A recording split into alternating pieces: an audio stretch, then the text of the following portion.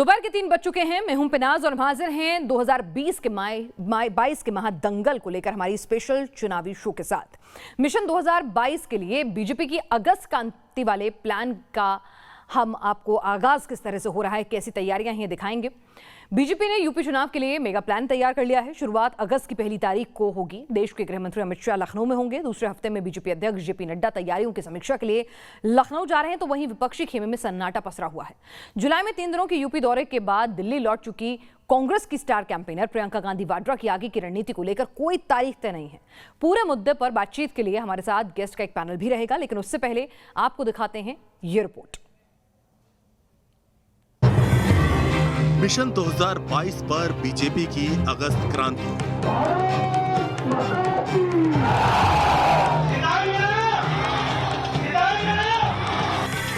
BJP का महाअभियान, विपक्ष का क्या प्लान?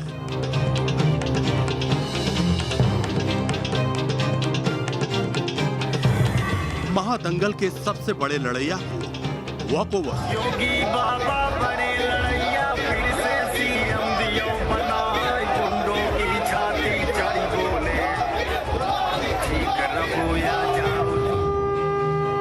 2022 के महादंगल में महाविजय के लिए बीजेपी का मेगा प्लान तैयार है। पार्टी अगले महीने लखनऊ से अगस्त क्रांति का बिगुल फूंकने वाली है। शुरुआत गृह मंत्री अमित शाह के लखनऊ दौरे से होगी।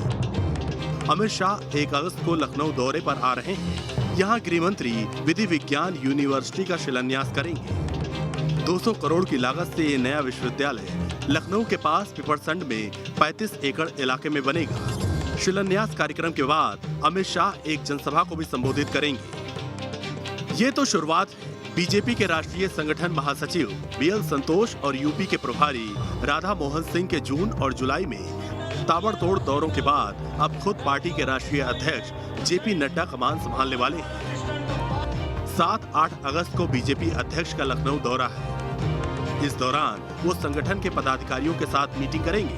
साथ ही पंचायत चुनाव में मिली जीत की ब्रांडिंग की भी तैयारी है। जेपी नड्डा सीधे पंचायत प्रतिनिधियों से बातचीत करेंगे। देखिए, उत्तर प्रदेश में जो भाजपा है एकमात्र ऐसी पार्टी है जो कि हमेशा चुनावी मोड में रहती है। वो 365 दिन जनता के बीच में रहती है। तो ये चुनाव की तरह ना देखते हुए मैं ये कहना चाहूँगी कि वो यहाँ आ रहे हैं और भाजपा के जो कार्यकर्ता हैं उनसे मिलने के लिए। एक और सीएम योगी की दूसरी बार ताजपोशी पुख्ता करने के लिए बीजेपी ने पुख्ता प्लान तैयार किया है, तो वहीं विपक्ष के खेमे में सन्नाटा पसरा है। लाख जतन कर ले, कोई कैंपेन चला ले, कितने भी बड़े नेता आ जाएं, प्रधानमंत्री मोदी जी यहाँ आकर उत्तर प्रदेश में बैठ जाएं, भारतीय जनता पार्टी 30 से 40 सीट से आगे नहीं जीतने जा रही है। 2022 के महादंगल को लेकर जिस तरह से सत्ताधारी बीजेपी की तैयारी है, उसे देखकर तो यही कहा जा सकता है कि यूपी के सबसे बड़े लड़ैया को चुनाव में कहीं वॉकओवर न मिल जाए। तो बीजेपी की तो अगस्त क्रांति की पूरी तैयारी है, लेकिन विपक्ष जो है वो किस तरह से जवाब देने के लिए तैयार खड़ा है, इस पर चर्चा करने के लिए हमारे साथ राकेश त्रिपाठी जी बीजेपी के प्रवक्ता जुड़ चुके हैं, अंशु अवस्थी जी हैं कांग्रेस के प्रवक्ता हैं, डॉक्टर अजीज खान हैं समाजवादी पार्टी के प्रवक्ता, और अविनाश सिंह हमारे संवाददाता लखनऊ से इस वक्त हमारे साथ जुड़ रहे हैं। लेकिन सबसे पहले अंशु अवस्थी जी, सवाल आपसे है कि एक पार्टी जो सत्ता में मौजूद है और जिस तरह से वो चुनाव आने से 6 महीने से पहले, या फिर 6 महीने तो मैं बात की बात कर रही हूँ, अगर कोरोना काल से पहले भी देखा जाए, पूरा एक्टिव मोड में रहती है, जिस तरह से पूरी तैयारी करती है, बड़े नेता दौरे करते हैं और एक अग्रेसिव अप्रोच रखती है। वहीं दूसरी तरफ कांग्रेस है जिसका वोट प्रतिशत दहाई के आंकड़ों को भी छू नहीं रहा है। एक लंबे अरसे से वो उत्तर प्रदेश में अपनी जमीन तलाशने की कोशिश कर रही है। वहां जिसके ऊपर दारोमदार है वो उत्तर प्रदेश में रहती नहीं है और अगला दौरा कब करेंगी उसका कुछ अता पता नहीं होता, चुनाव लड़ेंगी ये नहीं पता होता। ऐसे में कैसे जीतेगी कांग्रेस? देखिए, उत्तर प्रदेश का जो 2022 का चुनाव है वो निर्णायक होगा और कांग्रेस पार्टी के लिए भी निर्णायक है और उत्तर प्रदेश के नौजवानों, किसानों और महिलाओं सहित उत्तर प्रदेश के 24 करोड़ लोगों के लिए भी निर्णायक है। बड़े बड़े वादे किए थे 2017 में, दौरे कर रहे हैं, ठीक है, करने दीजिए। आप याद करिए कोरोना काल में कितनी बार आया, जब श्रीमती प्रियंका गांधी जी सहित कांग्रेस के कार्यकर्ता लोगों का सहयोग कर रहे थे, लोगों की मदद कर रहे थे। उस समय तो कहीं भारतीय जनता पार्टी की नेता दिखाई नहीं दिए। मुख्यमंत्री ने अपने आप को कोविड पॉजिटिव बताकर आइसोलेट कर लिया। तो पूरी सरकार, पूरा सिस्टम जब क्रैक डाउन हो चुका था, फेल हो चुका था, उस समय अगर कोई लोगों के साथ खड़ा था तो कांग्रेस पार्टी खड़ी थी, प्रियंका गांधी जी खड़ी थी। दूसरा, पश्चिम बंगाल प्रधानमंत्री जी 17 बार जाते हैं चुनाव के समय, लेकिन उत्तर प्रदेश की उनको याद नहीं आती, जहां से 63 सांसद मिले। 301 में 63, यानी आप समझ रहे कितना हो गया। तो सवाल यह है, कितने भी दौरे कर ले, कुछ भी कर ले, और ये दौरे हो भी इसीलिए रहे कि उनको डर है कि उत्तर प्रदेश का नौजवान नाराज है। राकेश त्रिपाठी जी, नौजवानों को रोजगार नहीं दे पाए, कोरोना काल में छिपे बैठे रहे और अब चुनावी साल आने पर रैली दर रैली कर रहे हैं। उत्तर प्रदेश जनता सब जान गई है, इमेज पोस्टरिंग है बस आपकी। होर्डिंग और बैनर लगाकर, चलिए जवाब दे लेते राकेश त्रिपाठी जी। सरकार अगर हिम्मत है तो श्वेत पत्र लाए नौकरियों पर कि कितनी नौकरियां। कोरोना काल में आप दुबक के बैठे रहे, प्रियंका गांधी वाड्रा दिल्ली में बैठकर मदद कर रही थी। समायोजन क्यों नहीं दिया? श्वेत पत्र लाए कि अनुदेशकों का मान। जरा सुन लीजिए, उनको भी सुन लीजिए। वो बात अलग है कि आपने मेरे सवाल का जवाब नहीं दिया, मैं दोबारा उस सवाल को लेकर आऊंगी कि प्रियंका का क्या। अभी तक 15,000 करोड़। एक मिनट सुन लीजिए राकेश जी, आप बोलिए। जवाब दे दें कि उत्तर प्रदेश में अपराध आप देने देंगे तो वो जवाब देंगे भी। उम्मीद करता हूं मैं अंशु जी की या तो आवाज बंद कर दीजिए, क्योंकि अराजकता फैलाने का अंशु जी आप सुन लीजिए, मैं जवाब सुन आपको दे रहा हूं, आप सुन लीजिए, जवाब सुन लीजिए। जनता को भी जवाब सुनने की, जनता को भी जवाब सुनने का अधिकार है। आप जवाब सुन लीजिए, आपने सवाल उठाए हैं। उत्तर प्रदेश के में राजनीति करने वाली प्रियंका वाड्रा जी जो पॉलिटिकल टूरिज्म करने के लिए आती हैं, वो चली गई है। कांग्रेस पार्टी के नेता फिर इंतजार कर रहे हैं कि वो कब लौट करके आएंगे। कोरोना काल में फर्जी बसों की सूची, ऑटो और टेम्पो के नंबर देकर के मजाक बनाने वाली प्रियंका वाड्रा जी इस बात का दावा करें कि वो उत्तर प्रदेश में कोरोना में लोगों के साथ खड़ी थी। जाकर के आज भी महाराष्ट्र की चिंता करिए, जहां पर कोरोना के आज भी 10,000 के मामले लगभग रोज आ रहे हैं। उत्तर प्रदेश में कल का आंकड़ा 40-42 का था। उत्तर प्रदेश के कोरोना के नियंत्रण के मॉडल को केवल उत्तर प्रदेश में नहीं, उसको नीति आयोग सराहना कर रहा है, WHO सराहना कर रहा है, प्रधानमंत्री जी सराहना कर रहे हैं और बॉम्बे हाईकोर्ट भी सराहना कर रही है। कोरोना से हम किस तरह से लड़े हैं, किस तरह से दिल्ली में तमाम मजदूरों को खुला छोड़ दिया था, उनका पुरसा हाल लेने वाला कोई नहीं था। उत्तर प्रदेश के मुख्यमंत्री जी अभिभावक के तौर पर सामने आए और उन सबको बसों से उनके घर तक पहुंचाया। सबके लिए राशन तक की चिंता हमने की है। हमने जिस तरह के सेवा काम किए हैं भारतीय जनता पार्टी। राकेश जी, अगर काम इतना बोलेगा तो फिर ये दनादन दौरों की क्या जरूरत है? काम को बोलने दीजिए ना, काम को बोलने दीजिए। अगर फिर इतने सारे दौरे, इतना एग्रेसिव कैंपेन, आपके ऊपर आरोप लगता है आपकी पार्टी के ऊपर, आप लोग साल भर, मतलब चुनाव का नतीजा आता नहीं कि आप कैंपेन मोड में आ जाते हैं। हम तो स्वागत करेंगे, सभी दलों को ये करना चाहिए। केवल चुनाव लड़ना, चुनाव जीत करके सत्ता में आना या चुनाव हार करके विपक्ष में बैठ जाना, केवल इतना ही दायित्व नहीं है। भारतीय जनता पार्टी ने राजनीतिक दल के नाते अपने आप को सेवा ही संगठन 24 घंटे हम जनता के लिए समर्पित रहेंगे। हम वैक्सीनेशन के अभियान में समय जाकर के जहां पर भी वैक्सीनेशन सेंटर है वहां भारतीय जनता पार्टी के कार्यकर्ता काम कर रहे हैं। हम गुरु पूर्णिमा पर जाकर के गुरुओं का आशीर्वाद लेने का काम कर रहे हैं। सामाजिक सरोकार हो या संस्कार हो, भारतीय जनता पार्टी कहीं पीछे नहीं हटती है। हम हमेशा लगातार अपने अभियानों से, अपने कार्यक्रमों से, मैं पूछ रहा हूं आज आप जवाब दें कि आखिर कांग्रेस पार्टी की प्रभारी प्रियंका वाड्रा जी उत्तर प्रदेश कितने दिन रहती है? हमारे प्रभारी राधा मोहन सिंह जी हैं, लगातार कैंप करने का काम कर रहे हैं। उत्तर प्रदेश के हमारे अध्यक्ष स्वतंत्र देव सिंह जी बूथ के कार्यकर्ताओं के साथ चाय पीने का काम कर रहे हैं। बताएं इनकी पार्टी के अध्यक्ष कहां है? बताएं समाजवादी पार्टी के अध्यक्ष कहां है? अखिलेश यादव जी घर में से ट्विटर क्यों खेल रहे हैं? इस बात से इनकार करेगा कि बीजेपी जिस तरह से एग्रेसिवली कैंपेन करती है, जिस तरह से एग्रेसिवली चुनाव की तैयारी करती है और वक्त रहते शुरू कर देती है, तो वो उस तरह का डेडिकेशन जो है, उस तरह का संगठन जो है, वो दूसरी पार्टियों में कहीं देखने को नहीं मिलता है। हमारे साथ डॉक्टर अजीज खान साहब भी हैं। डॉक्टर अजीज खान साहब, आपसे समझना चाहूंगी कि इस सबके बीच में समाजवादी पार्टी कहाँ है? एक प्रभारी जिसका पता नहीं कि कब आएंगी, अगली बार चुनाव लड़ेंगी कि नहीं लड़ेंगी। एक पार्टी जो 24/7 इलेक्शन मोड में है, इतना एग्रेसिव कैंपेन कर रही है। ऐसे में जमीन पर अखिलेश कब उतरेंगे? देखिए पिनाक जी, 2-3 चीजों का जवाब देना बहुत आवश्यक है। अभी राकेश त्रिपाठी जी ने 2-3 अहम मसले उठाए, लेकिन उससे पहले मैं बताना ही चाहूंगा कि का बरसे जब फिर से सुखाने। आज जिस तरीके से लगातार उत्तर प्रदेश के दौरा बड़े बड़े नेता कर रहे हैं, कहीं ना कहीं डर है, मन में एक शंका है। और चूंकि इन्होंने काम नहीं किया है, 4.5 साल में उत्तर प्रदेश की जनता को धोखा दिया, ठगा है, परेशान हुई जनता यहाँ की। अभी ऑक्सीजन की बात कह रहे थे, कोरोना की बात कर रहे थे, साहब ऑक्सीजन से किस कदर मौतें हुई हैं, गंगा में लाशें कैसे बही हैं, इसके बारे में राकेश जी ने नहीं बताया। इन्होंने कहा विदेशी मीडिया और विदेशी सांसद ने तारीफ की, शायद इन्होंने यह नहीं बताया कि विदेशी मीडिया ने बड़े स्तर पर आलोचना भी की है, और छोटी मोटी आलोचना नहीं की है। आप देखिए द न्यूयॉर्क टाइम लिखता है गलत फैसलों से कोरोना बढ़ गया, बेकाबू हो गया। वाशिंगटन पोस्ट लिखता है पाबंदियों से जल्दी राहत देने की वजह से कोरोना बड़े स्तर पर बढ़ा। द गार्डियन लिखता है भारत में बदतर हालात के लिए पीएम मोदी जिम्मेदार। द टाइम मैगजीन लिखता है कोरोना को रोकने में मोदी फेल, वैक्सीनेशन तक का पता नहीं। ये स्थिति है। अभी राकेश त्रिपाठी जी टाइम के कवर पर आएंगे तो वाहवाही छाएंगे, लेकिन जब इंटरनेशनल प्लेटफॉर्म्स आलोचना करेंगे तो वो स्वीकार्य नहीं होगी, उसे प्रोपेगेंडा बताएंगे।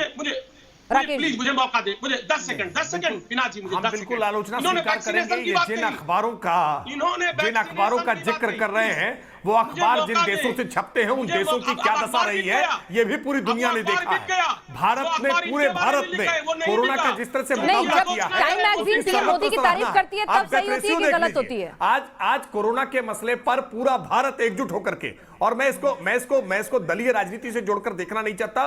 कोरोना का मसला कोई राजनीति का मसला नहीं है। कोरोना एक महामारी थी जो संपूर्ण मानव जीवन के लिए त्रासदी थी, और वो केवल नहीं राकेश जी आप डरे हुए हैं, आलोचना हुई आपकी, इसीलिए आप बड़े बड़े नेताओं का दौरा करवा रहे हैं। वेतरणी पार करना चाहते हैं। देखिए पिनाक जी मुझे 10 सेकंड और मौका जी, दें, बोलिए, प्लीज। बोलिए, अभी अजीज खान बात साहब। कंप्लीट देखिए बड़े नेता हमारे भारत में अकेला एकमात्र राजनीतिक दल भारतीय जनता पार्टी है जहां राष्ट्रीय अध्यक्ष और बूथ के सब कार्यकर्ता का संवाद होता है। हमारे यहाँ भारतीय जनता पार्टी में बूथ का कार्यकर्ता राष्ट्रीय अध्यक्ष तक बन जाता है। जेपी नड्डा जी ने अपनी राजनीति की शुरुआत बूथ के कार्यकर्ता के नाते की है।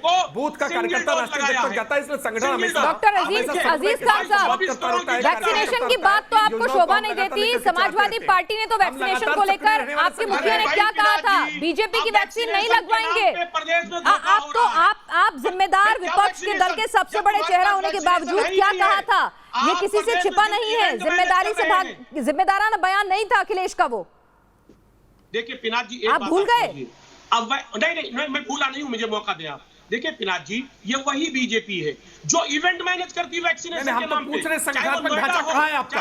आपके पार्टी के प्रदेश अध्यक्ष का नाम नहीं जानते लोग। नहीं हो पा रहा है। उत्तर प्रदेश की जनता आज समाजवादी पार्टी का प्रदेश अध्यक्ष कौन है नाम नहीं जानते हैं। वैक्सीनेशन के लिए मारामारी ये जनता देख रही है, ये सिर्फ इवेंट मैनेज कर रहे हैं। लाइन के इन्होंने भाई जनता के बीच में आप जाएंगे नहीं, जनता से संवाद करेंगे नहीं, और बाद में कहेंगे कि ईवीएम हैक हो गई है, सरकारी तंत्र का दुरुपयोग हो गया है, निर्वाचन आयोग पर आरोप लगाने लगेंगे। हम कार्यकर्ताओं के साथ संवाद करते हैं। हमारे यहाँ भारतीय जनता पार्टी के प्रदेश अध्यक्ष कल बूथ के कार्यकर्ताओं के साथ चाय पी रहे थे। बूथ अध्यक्ष के साथ चाय पी रहे थे। लोगों ने बताया था ना बीजेपी की वैक्सीन नहीं लगवाएंगे। देखिए प्रदेश अध्यक्ष का पता नहीं है आपकी। अब इनको पहले रोकिए, मुझे उस बयान पे शर्मिंदा हैं आप, वो गलती मानते हैं क्या अखिलेश? देखिए पिनाक जी एक बात आप समझिए, वैक्सीनेशन के नाम पे जिस तरीके से पूरे प्रदेश में जो स्थिति पैदा है, सिर्फ आप देखिए सिर्फ क्या है, सिर्फ गुमराह करना। डॉक्टर अजीज खान नहीं करवा पा रहे।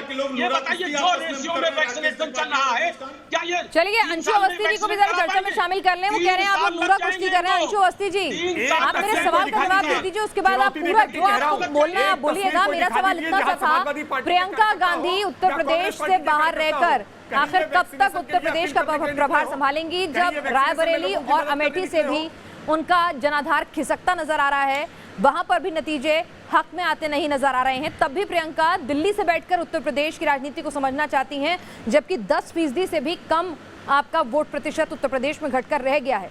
चुनाव लड़ेंगी नहीं लड़ेंगी कुछ नहीं पता, उनका एक परमानेंट एड्रेस नहीं उत्तर प्रदेश में कि कहाँ रहती हैं, कहाँ रहें, वहां डेरा डालें। तो ऐसे कैसी निर्णायक लड़ाई की आप तैयारी कर रहे हैं? निर्णायक लड़ाई के लिए निर्णायक रणनीति होती है, तैयारी होती है ना, या दिल्ली से बैठ के गवर्न होती है उत्तर प्रदेश की सत्ता? देखिए प्रियंका गांधी जी उत्तर प्रदेश के हर एक मामले पर सक्रिय हैं और सबसे ज्यादा विपक्ष के रूप में अगर कोई आवाज उठा रहा है तो कांग्रेस पार्टी है, श्रीमती प्रियंका गांधी। आप देखिए कि उत्तर प्रदेश में कोरोना काल में सबसे ज्यादा कौन खड़ा था, और ये राकेश त्रिपाठी कहते हैं गलत नंबर, जबकि इन्हीं के ट्रैफिक अधिकारियों ने कहा कि जो 1.5 साल तक उत्तर प्रदेश आई नहीं थी। आप बता रहे कोरोना काल में खड़ी थी, 1.5 साल तक उत्तर प्रदेश नहीं आई थी प्रियंका वाड्रा। आप बताइए, तिथि बताइए किस तारीख को आई थी प्रियंका वाड्रा जी? 1.5 साल तक उत्तर प्रदेश से गायब रही हैं, फर्जी बसों की सूची पहुंचाने का काम किया था, मजाक उड़ा रहे थे आप कोरोना में उत्तर प्रदेश की जनता का। लखनऊ से जुड़ चुके हैं अविनाश, मैं आपसे समझना चाहूंगी, हम पत्रकार तमाम कार्यकर्ताओं के बीच में जाते हैं जो हर पार्टी से ताल्लुक रखते हैं, जब उस ग्रास रूट लेवल के कार्यकर्ता तक पहुंचते हैं तो क्या वाकई में जितना बज़, जितनी एनर्जी, जितनी प्लानिंग, जितने इवेंट्स हमें बीजेपी के अंदर मिलते हैं जो कि सत्ता में बैठी है और मजबूत स्थिति में बैठी है, वैसा उत्साह क्या आपको समाजवादी पार्टी या कांग्रेस के कार्यकर्ताओं में नजर आता है वैसी क्लैरिटी? जबकि उन्हें तो सत्ता की भूख ज्यादा होनी चाहिए ना, वो सत्ता से बाहर बैठे हैं।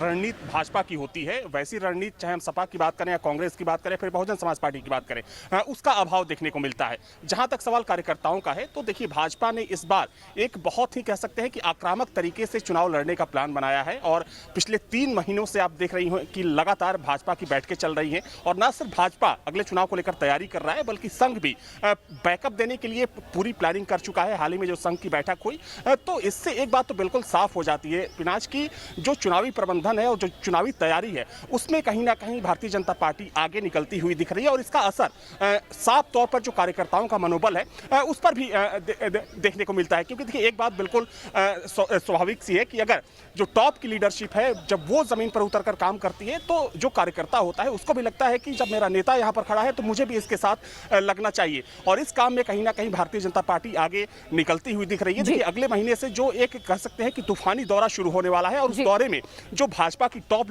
लीडरशिप, चाहे प्रधानमंत्री मोदी की बात करें, अमित शाह की बात करें या फिर जेपी नड्डा की बात करें, ये तीनों बड़े नेता उत्तर प्रदेश में होंगे। और एक चीज बिल्कुल साफ है कि पिछले 3 महीने के दौरान भाजपा ने जो एक आक्रामक चुनावी रणनीति तैयार की है उसको अब जमीन पर भारतीय जनता पार्टी उतारने जा रही है। तो यहाँ पर समझना होगा कि आप 300 से ज्यादा सीटें लेकर बैठे हुए हैं, आपके पास एक अच्छा खासा वोट बैंक है और कोई ऐसी नाराजगी अगर कहें कि जो जमीन पर कोई बहुत बड़ा ऐसा इवेंट हो जिससे एकदम से एक तरफा आपके खिलाफ कोई लहर चल निकले, ऐसी स्थितियां भी नहीं दिखती हैं। उस सबके बीच में भी बीजेपी अगर इतने पुरजोर तरीके से तैयारी कर रही है और बाकी पार्टियां ग्राउंड जीरो पर उनकी रणनीति नहीं नजर आ रही है तो सवाल उठने लाजमी है। डॉक्टर अजीज खान साहब, वो वक्त सभी को याद है जब अखिलेश ने साइकिल पर सवार होकर उत्तर प्रदेश को नाप दिया था और हर किसी ने एक सुर में उनकी तारीफ की थी। लेकिन आज आपकी पार्टी के कई नेता दबी जुबान से ये कहते हैं कि अखिलेश समाजवाद की बात करने वाले, साइकिल से चलने वाले अब आलिशान महल में रहने लगे हैं और जमीन से दूर हो गए हैं।